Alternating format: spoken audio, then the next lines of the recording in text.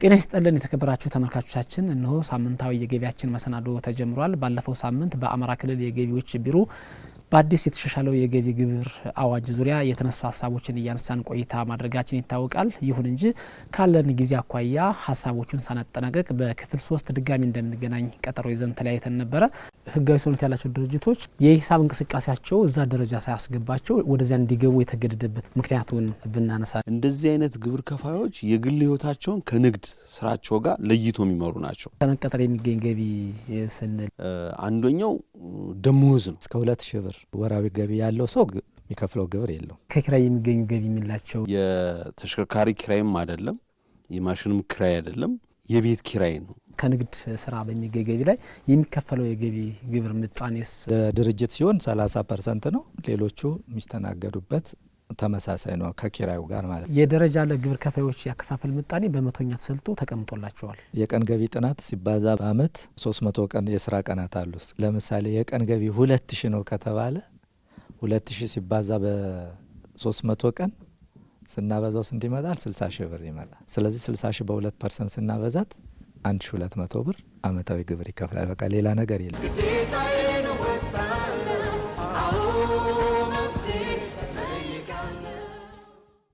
ዛሬም በቀሩት የገቢ ግብር አዋጁ በሚያነሳቸው ሀሳቦች ዙሪያ ማብራሪያዎችን እያሰጠን አብረናችሁ ቆይታ እናደርጋለን።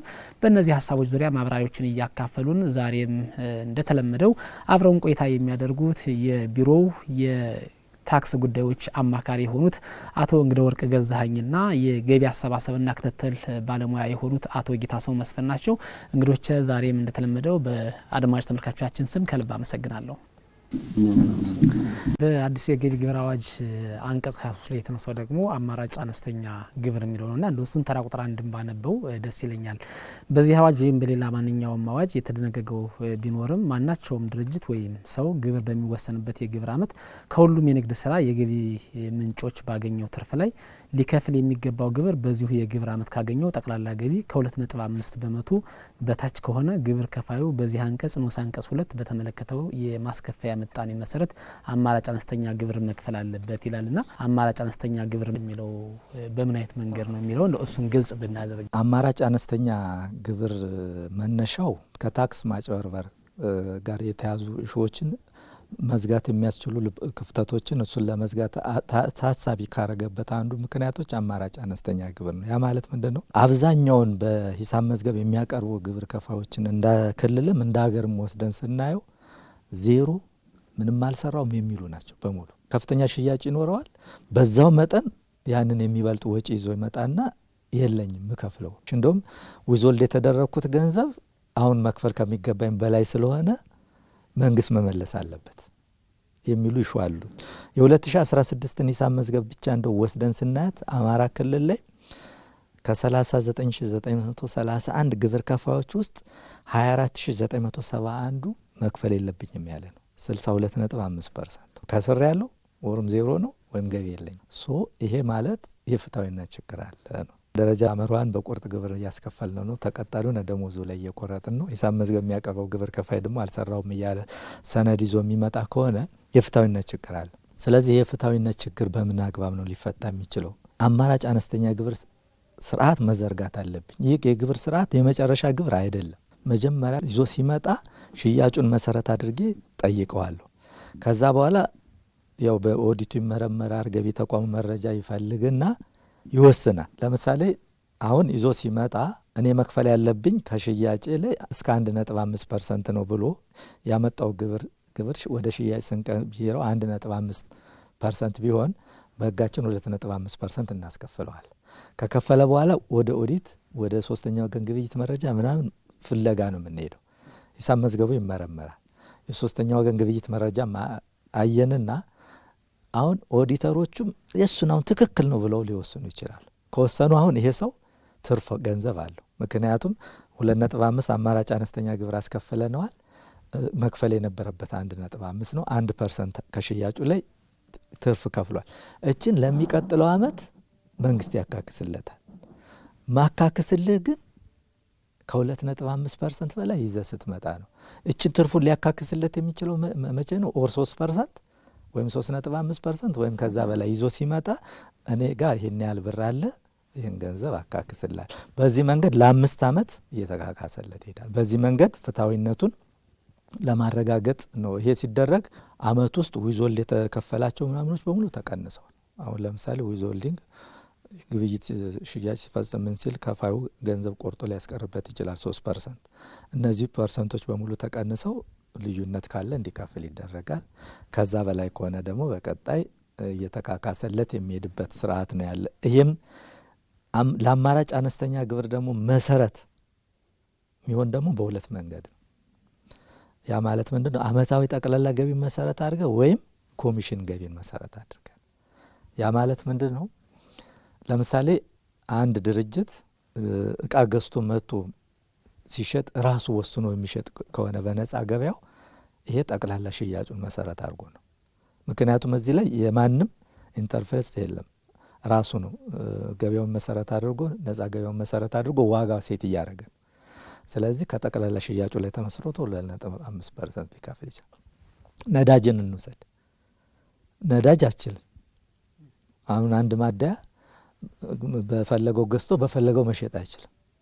አሁን ይሄ ለዚህ ገቢው ቤቱ ነው፣ መንግስት የወሰነው ውሳኔ። ለምሳሌ ባህር ዳር ላይ፣ ጎንደር ላይ፣ አዲስ አበባ ላይ በእያንዳንዱ ከተማ ላይ የሚሸጥበት ዋጋ ሴት ተደርጓል። ስለዚህ በገዛባትና በሸጠባት ዋጋ ላይ ያለችው ያችው አመታዊ ገቢውን መሰረት ተደርጋ 2.5% እንዲከፍል ይደረጋል። ይሄ በአጠቃላይ ምንድነው? በኮሚሽን ነው የምንሰራ።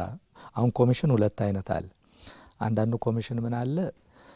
በራሱ በወካዩ ሰው ስም ሆኖ ደረሰኙ ምኑ በወካዩ ሆኖ የሚሸጣል። እኔ ለምሳሌ ከአንድ ፋብሪካ ወኪሎኝ ባመጣ እኔ ምሸጠው ደረሰኙ ምኑ በዛ በፋብሪካው ስም ነው። በዚህ ወቅት ያቺ ኮሚሽን የከፈለኝ ናት ለኔ ገቢ። ከዛ ውጭ ደግሞ በዚህ አሁን አንዳንድ ፋብሪካዎች በዚህ ሰጣሃለሁ በዚህ ትሸጣለህ ይላል። ከ5% በላይ እንዳታተርፍ ወይም ከዚህ ያህል ብር በላይ እንዳጨምረ እንዳሸጥ ትራንስፖርት ምናምንን አስበ ከዚህ ላይ ይሄን ያህል ጨምረ ሽጥ ይላል። በዚህ ወቅት ምን ይሆናል? ገቢው ያቺ ልዩነቷ ናት። አሁን ሁለት አይነት ለዚህ ለአማራጭ አነስተኛ ግብር መሰረት የሚሆነው ሁለት አይነት የአከፋፈል ዘይቤዎች እንዳሉ እሱን ታሳቢ ማድረግ ይጠብቃል ነው። ቅድም እንዳነሳሁት 5 ዓመት ድረስ ያው የሚካካስበት ሁኔታዎች እንዳለ አስቀምጧል። ከዛ ውጭ ደግሞ አማራጭ አነስተኛ ግብር የማይመለከተው አለ። ለምሳሌ በህግ ከስሮ በመፈረስ ላይ ህግ እንዲፈርስ የወሰነበት ወይም እዳ ኑሮበት እዳውን እንዲያሸጋሽግ ፍርድ ቤት የወሰነበት ሰው ከሆነ ያ አማራጭ አነስተኛ ግብር የማይጠየቅበት ሁኔታ በራሱ ባቀረበው ይሆናል እንጂ አማራጭ አነስተኛ ግብር አይጠየቅበትም። እነዚህ በተለይ አመታዊ ጠቅላላ ገቢ፣ ኮሚሽን ገቢ፣ ዋጋው የተወሰነ ድርጅት የሚባሉትም በግልጽ ተቀምጧል። አሁን አመታዊ ጠቅላላ ገቢ የእቃው ሽያጩ አገልግሎት ሲሰጥ ጠቅላላ የተገኘው ገቢ ይህ በነጻ ራሱ የሚወስድ ነው። ማንም ሰው ጣልቃ ገብ የሌለበት ነው። ኮሚሽን ገቢ ደግሞ በህግ ሊወሰንበት ይችላል። ወይም በአከፋፋዩና በቸርቻሪው መካከል ወይም በፋብሪካውና በአከፋፋዩ መካከል ውሳኔ የሚወሰንበት ይኖራል። ወይም መንግስት የሚወስናቸው ሊኖሩ ስለሚችሉ እነዚህን በሚመለከት አማራጭ አነስተኛ ግብር ታሳቢ የሚደረገው ያንን መሰረት ተደርጎ እንደሆነ እሱን ታሳቢ መደረግ አለበት ነው። አፈጻጸምን ላይም እንትኖች አሉ። ለምሳሌ የተጠቃለለ ሂሳብ መዝገብ የሚያቀርብ ግብር ከፋይ ይኖራል። ለምሳሌ 10 የንግድ ስራ ቢኖረው እና አንድ የተጠቃለለ ሂሳብ መዝገብ ቢኖረው በ10ሩ ንግድ ስራ የአማራጭ አነስተኛ ግብር በተናጠል መክፈል ነው ያለበት። መልካም አቶ ጌታቸው ወደ እሱ እንጣና ይሄ የአከፋፈል ስርዓት ምናልባት እንግዲህ እኔ ያረዳድ ከሆነም ግልጽ እንድታደርጉልኝ ነው ሌላ የቅሬታ ምንጭ ሆኖ አይመጣም ወይ? ለምሳሌ ደረጃ ለዎችን ከ2% እስከ 9% እናስከፍላለን ብለናል። ነገር ግን ከነሱ የተሻሉ ናቸው የተባሉና ደረጃ ሀሌታዋ የተቀመጡ ግብር ከፋዮች ግን አሁን በምንለው የአነስተኛ የግብር አማራጭ 2.5% ይከፍላሉና ደረጃ ላይ ተቀምጦ 9% እየከፈለ እነሱ 2.5% ሲከፍሉ ከነሱ የተሻለ ሰው ዝቅተኛ ግብር እየከፈለ እነሱ ከፍተኛ ግብር እየከፈሉ ነው የሚል ቅሬታ ያስነሳም ወይ? አሁን እኛ ሀገር የመረጃ ስርዓታችን ደካማ ነው፣ እንደ ሀገር ማለት ነው። የመረጃ ስርዓታችን ደካማ ከመሆኑ አኳያ ከፍተኛ ገቢ የሚያገኘው የንግድ ማህበረሰብ የሚፈለግበት ወይ የሚጠበቅበትን ግብር እየከፈለ አይደለም። ዝቅተኛ ግብር ከፋዩ ወይም ቀድሞ ደረጃ መሯ ምን ነው አሁን ለምንለው በአንጻራዊነት በሂሳብ መዝገብ አመጡ ትልልቅ ግብር ከፋዩ የሚከፍለው ግብርና ያስን ሁሉንም ትልልቅ ግብር ከፋይ ማለታችን አይደለም። አብዛኛው ባለን ቅድም በቀረበው ዳታ መሰረት የሀገር አቀፉም እንደዚሁ ነው ተመሳሳይ ነው። ዘን እንዴት እናርግ? የአፍሪካ ሀገሮችም በዛ መሰረት ነው የገቡበት። ዝቅተኛው እንደ አቅሙ ነው መክፈል ያለበት። ፍትሃዊ ነው ግብር መሆን ያለበት የትም ማለት። ዝቅተኛ ገቢ ካገኘ በልክ ግብር መክፈል አለበት። እኔ ከፍተኛ ገቢ ካገኘው ደግሞ በልኬ ግብር መክፈል አለብኝ። ያ አልሆነ አለ። መረጃ ስርዓቱ እንዲዘምን አንዱ አማራጭ አነስተኛ ግብርን ተግባራዊ ያደረግ ጎን ለጎን ምን ማድረግ አለብን? የመረጃ ስርዓቱን ማበልጸግ ያስፈልጋል።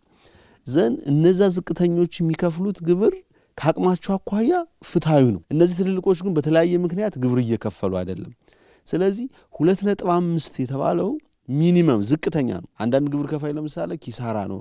ኪሳራ ትክክለኛ ኪሳራ ሊሆን ይችላል። ትክክለኛ ኪሳራውን እኮ ቀድሞ ይከፍልና ኋላ ላይ ግን ከተረጋገጠ በኦዲተሮቻችን 2.5 ግብር የከፈለው ለሚቀጥሉት ዓመት ይሸጋገርለታል። ቀድሞ ግን የነበረው ምንድነው? ትንሾቹ ብዙ ከፍለው ትልቆቹ ትንሽ ነበር። እሱን የሚመልስም ወደ ቦታው ትክክለኛ ካልሆንክ ግን ሚኒመም መክፈል አለበት። አቶ እንግዲህ ወርቆ ደርሶ ልመልሰውና በዚሁ በአዋጁ ላይም የተነሱ ተቀናሽ የሚደረጉ ወጪዎችንም ይቃኛልና የትኞቹ ናቸው ተቀናሽ የሚደረጉ ወጪዎች የሚባሉት? የማይቀነሱ ስነማን ናቸው? ተቀናሽ የሚደረጉ ወጪዎች ያው ሂሳብ መዝገብ ለማያቀርቡት ራሱ ይሄን ያህል ግብር ትከፍላለህ ይሄን ያህል አልጠይቅ። ለምሳሌ 9% ግብር የምትከፍለው 9% ነው ካለ ሌላው እንደ ተቀናሽ ወጪ እየተደረጉ በዛው በስሌቱ የሚሄዱበት ሁኔታ አለ። ዋናው እዚህ ላይ የተቀመጠው ሂሳብ መዝገብ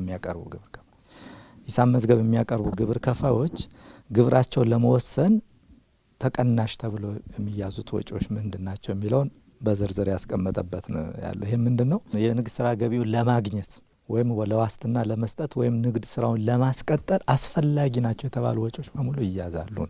ለምሳሌ ህንጻ ብትገነባ ለንግድ ስራው እስካዋልከው ድረስ ለግል መኖሪያ ቤት እስካልተጠቀምክበት ድረስ በእርጅና ቅናሽ ስሌት መሰረት በየአመቱ የህንጻው ጠቅላላ ዋጋ በ5% እየሆነ ለ20 አመት ያህል በወጪ የሚያዝበት ሁኔታዎች ይኖራሉ። ሌሎችም ተቀናናሽ ለምሳሌ ገንዘብ ብድር ተበድሮ ቢሰራ ወለዱን መንግስት ይይዝለታል። እንደዚህ እያለ ለምሳሌ ማይሰበሰብ ዕዳ ቢኖር እና በፍርድ ቤት ቢረጋገጥ የማይሰበሰብ ዕዳ መንግስት በወጪነት ሊይዝለት የሚችልበት ሁኔታዎች ይኖራሉ።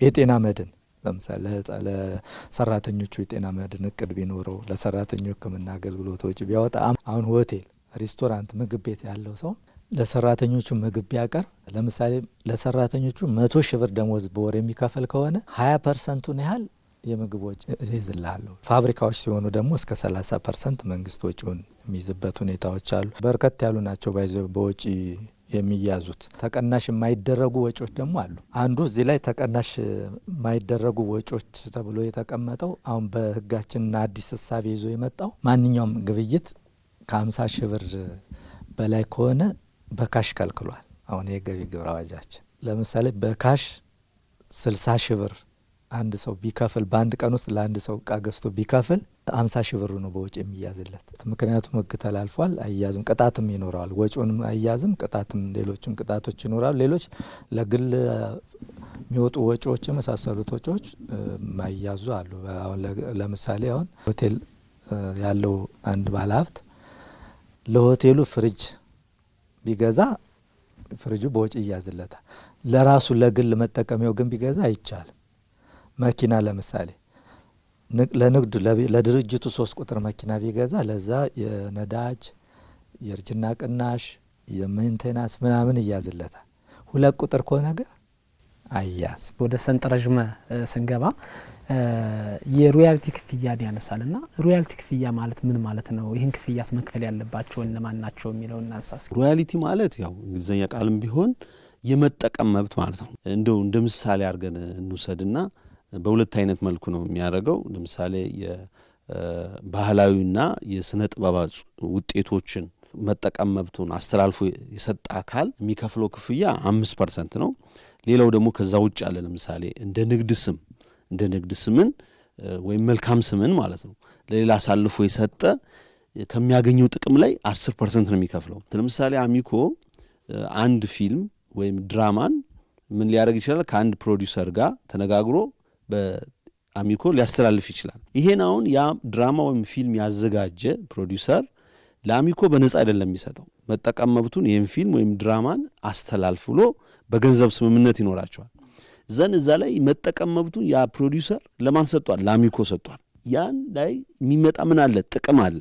የንግድ ጥቅም አይደለም ሮያሊቲ የመጠቀም መብቱን ያን ሐሳቡን ወይም የጥበብ ስራውን ውጤት አከራይቶ ወይም መጠቀም መብቱን ለአሚኮ በማስተላለፉ የሚያገኘው ጥቅም አለ። ያ ፊልሙ ወይም ድራማውን ያዘጋጀ ከዛ ላይ ስንት ፐርሰንት እናስከፍላለን? 5% መክፈላል። ማነው መክፈል ያለበት? ያ ፕሮዲዩሰሩ ወይም ድራማውን ወይም ፊልሙን ያዘጋጀው አካል ጥቅም ስላገኘ ከአሚኮ ማለት ነው።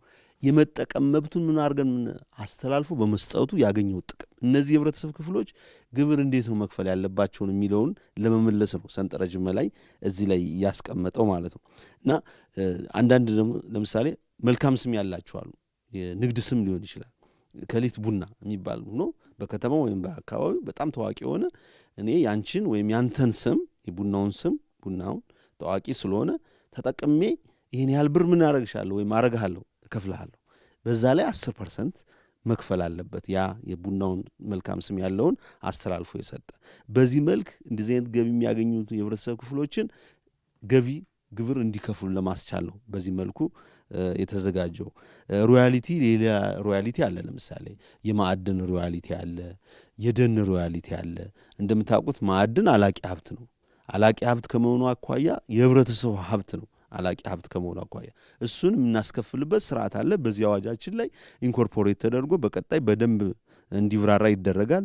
እንደዚሁም የደን ውጤቶችም ሮያሊቲ አለ። ደንን መጠቀም መብቱን ያገኘ ደኑን የሚቆርጠው አካል መጠቀም መብት ስላገኘ ምን እናደርጋለን? እናስከፍላለን ማለት ነው። እና ይሄን እነዚህ ሶስቱን ሮያሊቲ መደበላለቅ ነገር አለ። እሱ መለየት አለብን። እዚህ ጋር መላይ ሰንጠረዥ ላይ የምናገኘው የደን ውጤቶች ወይም የማዕድን ውጤቶች ሮያሊቲ አይደለም።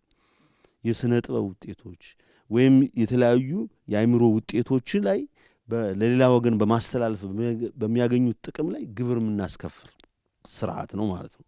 የካፒታል ንብረት በማስተላለፍ የሚገኝ ጥቅም ላይ ያው ካሁን በፊት የነበረው ለማይንቀሳቀስ ንብረት 15%፣ ለአክሲዮንና ቦንድ 30% የነበረው አንዱ ህጉ እዚህ ላይ ለውጥ ያመጣው ሁሉም 15% የማይንቀሳቀስ ንብረት አክሲዮንም ቦንድም 15% በተገኘው ጥቅም ላይ እንዲሆን ያደረገበት ሁኔታ አለ። አንዱ ለውጥ እሱ ነው። ሁለተኛው ሌላው ለውጥ ምንድነው የመጣ የካፒታል ንብረት በማስተላለፍ የሚገኝ ጥቅም የሚባለው በሚመለከት እሱ ላይ አሁን ዛሬ ሀብቱ የተላለፈበት ወቅት ዛሬ ላይ ያለው የገበያ ዋጋ አለ።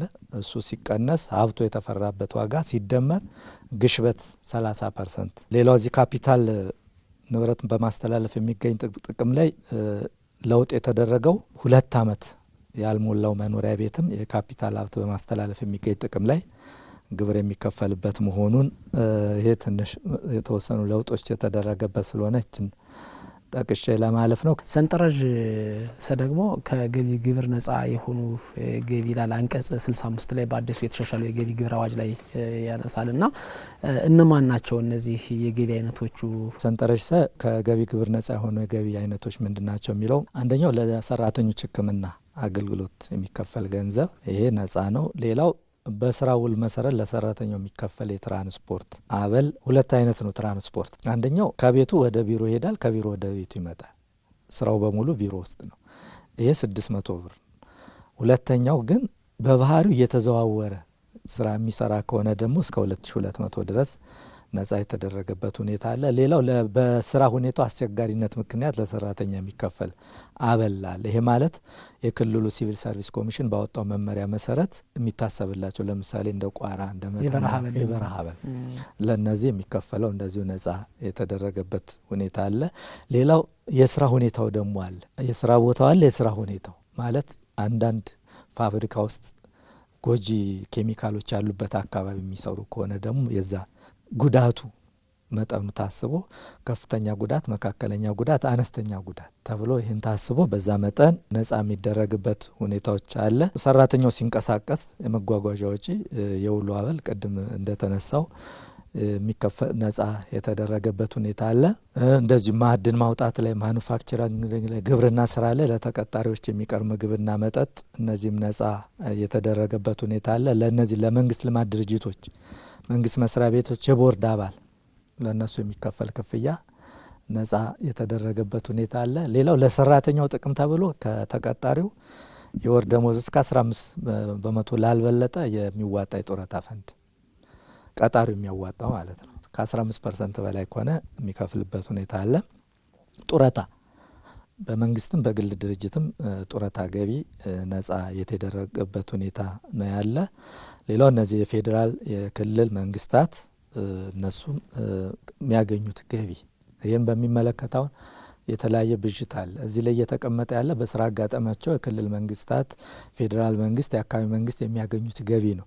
ግን ከተሞች ደግሞ መሬት ለነዚህ ስለሚያቀርቡ የመሬት ኪራይ ይጠይቃሉና የመሬት ኪራይን የማይመለከተው እንደሆነ እሱ መታየት ይኖርበታል። ከዛውጭ በማንኛውም ስራ መስክ ላቀ ሽልማት ሲሰጥም እንደዚሁ ነጻ የሚደረግበት ሁኔታዎች ይኖራሉ።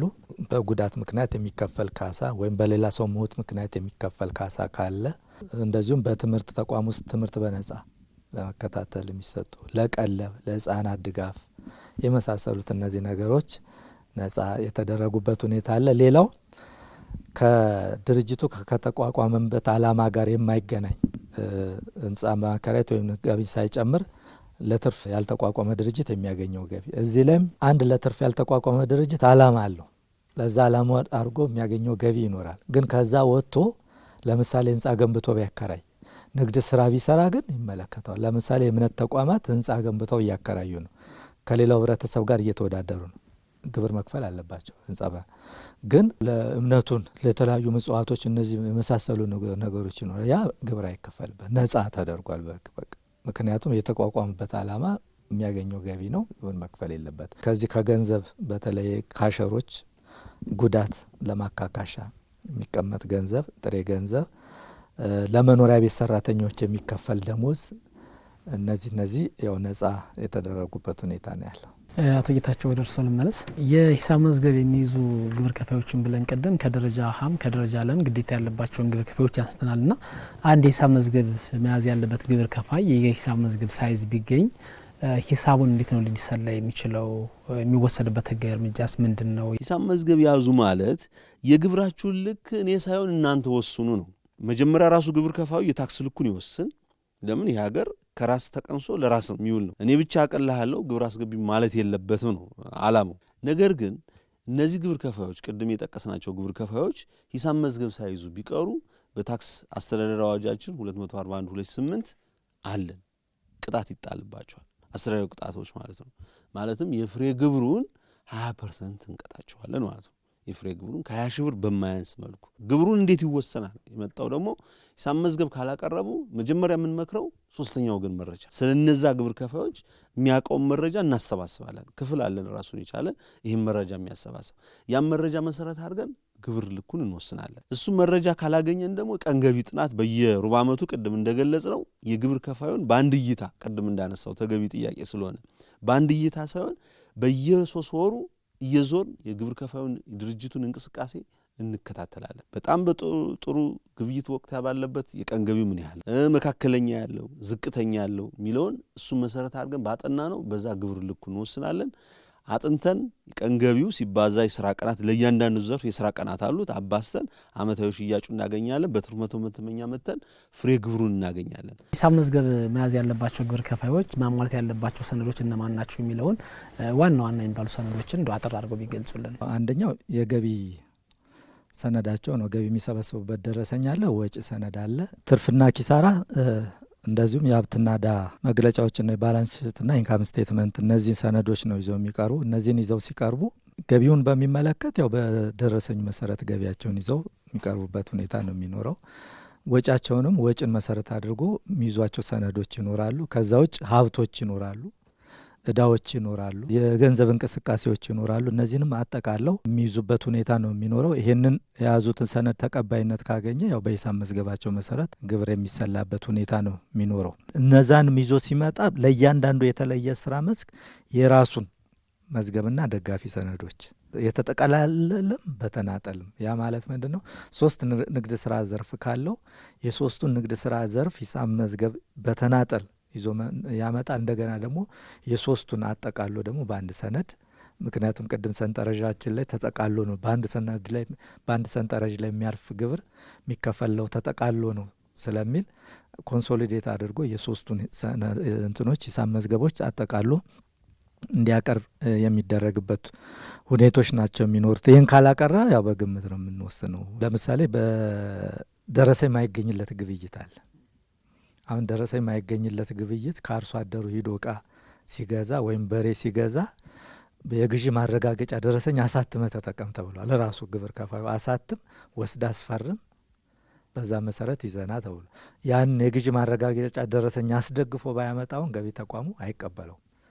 ምክንያቱም አሁን ራስ ገቢ ተቋሙ ያወቀው ደረሰኝ እንትን ይላል። አርሶ አደሩ ደረሰኝ ሊሰጠው አይችልም። ግን ከአርሶ አደሩ ስለመግዛቱ ያን መረጃ ይዞ ከመጣ በእንደዚህ አይነቶች የሚታይበት ሁኔታ ይኖራልና ሰነድ ያው በዛ ያለ ነው በአጠቃላይ ስናየው። መልካም ወደ መጨረሻው ጥያቄ ነው የመጣው ጌታቸው። ከአዋጁ መሻሻል ጋር ተያይዞ የግብር አከፋፈል ስርዓቱም ለግብር ከፋዩ ምቹ ይሆናል በሚል መንገድ የተመቻቹ ሁኔታዎች ካሉ ግብር ከፋዩ ሳይቸገር በየወቅቱ ግብሩን የሚከፍልበት አኳያ የተሻሻሉ ነገሮች ካሉ እነሱን ብናንሳና ቆይታችን ብናጠቃልል። በጣም ጥሩ። በጣም ብዙ ጊዜ ግብር ከፋዩ ከሚጠይቀን ውስጥ አንዱ የግብር መክፈያ ጊዜ እና አመችነቱ መመቻቸት አለበት ነው። የምንከፍልበት ጊዜ ትልቅ ከፍተኛ የሆነ ወረፋ አለ፣ መጉላላት አለ፣ መማናጨቅ አለ። ስለዚህ ይሄን የምትተኩበት ስርዓት ፍጠሩ ነበር የሚባለው። ስለዚህ የዚህ ግብር ህጉ ጋር መሻሻል በየሩብ ዓመቱ የማስከፈል ስርዓትም ተመቻችቷል። ለምሳሌ ደረጃ አለ። ከህዳር 1 እስከ ህዳር 30 እናስከፍላለን የመጀመሪያው ሩብ ዓመት፣ ሁለተኛው ከየካቲት 1 እስከ የካቲት 30፣ ሶስተኛውን ግንቦት 1 እስከ ግንቦት 30 እናስከፍላለን። መጨረሻ ደግሞ ከሐምሌ 1 እስከ ሐምሌ 30 የዓመታዊውን ያደርጋል ማለት ነው። እሱ ላይ ግን ምናልባት ከግብር ከፋዩ የሚነሳ የግልጽነት ጥያቄ ላንሳ። በየሩብ ዓመቱ ሲከፈል በአመት ይህን ያክል ጊዜ ያስከፈሉን 4 ጊዜ ያስከፈሉን የሚል ቅሬታ ይነሳልና የሚከፍሉት ግብር በአመት አንዴ የሚከፍሉትን ነው ከአራት ከፋፍለው የሚከፍሉት ወይስ ይለያያል የሚለውንም አብረው ግልጽ አድርገውልኝ ነው። ጥሩ ጥያቄ ነው። አድማጭ ተመልካቾችም ግልጽ እንዲሆኑ ቅድም በመግቢያችን ላይ እንደመግለጽ እንደሞከርነው ድሮ በነበረው 242/8 ይሄ ስርዓት አልነበረም። ማለትም አንዴ ከሐምሌ 1 እስከ ሐምሌ 30 ያመቱን ነበር አንዴ የምናስከፍላቸው። ይሄ ጫና ነበረው። አሁን ግን ሐምሌ 2017 ላይ የከፈሉትን አንዴ የነበረውን በ3 በየሩብ ዓመቱ ነው እንዲከፍሉ ያደረግ ነው። የተለየ ግብር አይደለም። በአመቱ መጨረሻ ላይ አንድ የሚከፍሉትን ትንፋሽ እየሰጠን ንግድ ስራችሁን እየሰራችሁ ቀስ እያላችሁ የግብር ጫና በማይኖርበት መልኩ ቀስ እያላችሁ እንዲከፍሉ ለማድረግ ወራቱንም ቅድም እንደገለጹ ህዳር፣ የካቲት፣ ግንቦት እዛ ሐምሌ ላይ ምን ያደርጋል? የአመቱን አጠቃላይ የምንጥልበት ግብር አለ። እሱ ላይ የየሩብ ዓመቱን ቀድሞ የከፈሉትን አቀናንሰን ነው በልዩነት ካለባቸው ምን እናስከፍል፣ ከሌለባቸው ደግሞ ለሚቀጥለው ዓመት ምን እናደርጋቸው ተርፍ ስለከፈላችሁ እናመሰግናለን ወደሚቀጥለው ዓመት ምን እናሻገርላቸው እንጂ የተለየና አዲስ ግብር አይደለም። ሐሌቷም ለምሳሌ የካቲት 1 እስከ የካቲት 30 የመጀመሪያው ሩብ ዓመቱን፣ ሁለተኛው ሩብ ዓመቱን ግንቦት 1 እስከ ግንቦት 30፣ ሶስተኛውን ነሐሴ 1 እስከ ነሐሴ 30፣ መጨረሻ ሐምሌ እስከ ጥቅምት ደግሞ ዓመታዊውን አጠቃላይ ምን እናደርጋለን ማለት ነው እናስከፍላለን ማለት ነው። እና ወደ ዋናው ጭብጥ ስንመጣ ገቢ ተቋማችን 2 ስርዓቶች ዘርግቷል ምቹ ለማድረግ ለግብር ከፋዩ። ደረጃ ሐሌቷ ሲግታስ የሚባል ስርዓት ሲስተም አለ። በዛ ኢታክስ የሚባል ባሉበት ቦታ ሆነው ገቢያቸውን አሳውቀው የሚከፍሉበት ስርዓት። ለደረጃ ላይ ደግሞ ኢታስ የሚባል ስርዓት ውሳኔውን ወስነን የግብር ልካቸውን በእጅ ስልካቸው ላይ እንልካለን። በእጅ ስልካቸው ላይ ማለት ነው። ይሄ በሁሉም ገቢ ተቋሞቻችን በሚባል ደረጃ በተለይ ደረጃ ለው ዝቅተኛ ግብር ከፋይ ቁጥሩ ከፍተኛ ከመሆኑ አኳያ አብዛኛው ገቢ ተቋሞቻችን ወደ ስርዓት ገብተናል። እነዚህ ግብር ከፋዮች በእጃቸው ስልክ እየመጣላቸው ክፍያቸውን የሚከፍሉበት የንግድ ስራ ፈቃዳቸውን የሚያድሱበት ስርዓት ነው።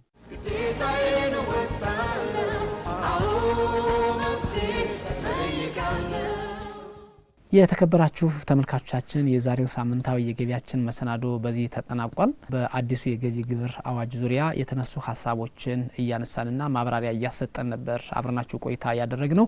እንግዲህ በቆይታችን በርካታ አንቀጾች ማሻሻያ እንደተደረገባቸውና ለግብር ከፋይ ማህበረሰብም ሆነ ለገቢ ግብር ሰብሳቢ ተቋሙ ጥሩ እድሎችን ይዞ የመጣ አዲስ አዋጅ እንደተሻሻለ ወይም ደግሞ አዲስ አዋጅ እንደመጣ ነው ከባለሙያዎቹ ማብራሪያ የተረዳ ነው ማለት ነው። እንግዲህ እነዚህን ሀሳቦች በማብራራት አብረውን ቆይታ ያደረጉት በአማራ ክልል ገቢዎች ቢሮ የታክስ ጉዳዮች አማካሪ የሆኑት አቶ እንግዳ ወርቅ ገዛኸኝና ገቢ አሰባሰብና ክትትል ባለሙያ የሆኑት አቶ ጌታቸው መስፍን ነበሩ።